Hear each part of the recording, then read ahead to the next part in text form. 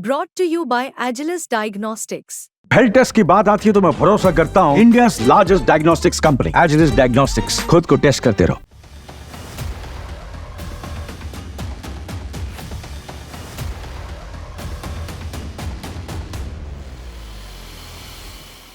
रूस और यूक्रेन के बीच जंग छिड़ी है। पश्चिमी देशों की टेंशन कम नहीं हो रही है, लेकिन रूस के राष्ट्रपति व्लादिमीर पुतिन ने फिर से एक बार पश्चिमी देशों को परमाणु हमले की चेतावनी दी है। राष्ट्रपति पुतिन ने साफ कर दिया है कि अगर रूस में यूक्रेनी मिसाइलों से नुकसान पहुंचता है तो वो फिर परमाणु हथियारों का इस्तेमाल करने से पीछे नहीं हटेंगे। रॉयटर्स की रिपोर्ट के मुताबिक रूस की सुरक्षा परिषद की बैठक के दौरान राष्ट्रपति पुतिन ने कहा, परमाणु शक्ति संपन्न देश के समर्थन से गैर परमाणु हथियार वाले देश का रूस पर हमला दोनों देशों का संयुक्त हमला माना जाएगा और जवाबी कार्रवाई की जाएगी।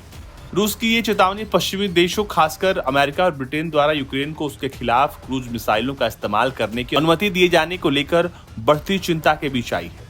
माना जा रहा है कि यूक्रेन की तरफ से बढ़ते हमलों के मद्देनजर रूस ने परमाणु हमले की नीति में बदलाव किया है। यूक्रेन 2.5 साल से अमेरिका और पश्चिमी देशों के समर्थन से रूस के खिलाफ जंग लड़ रहा है और हाल के महीनों में यूक्रेन ने रूस पर कई जबरदस्त हमले किए हैं।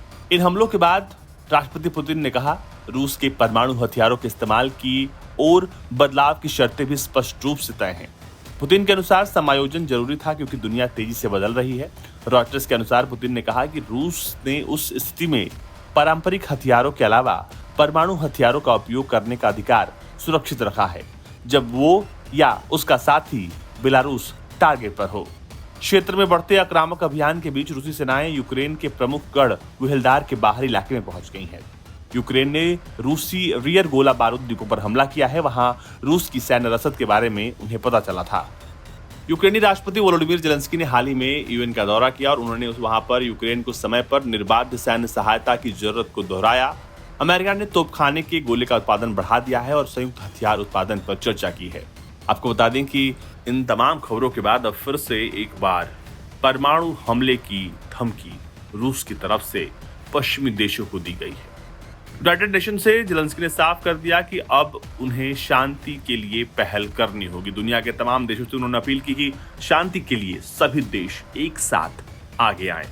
ब्यूरो रिपोर्ट, भारत तक।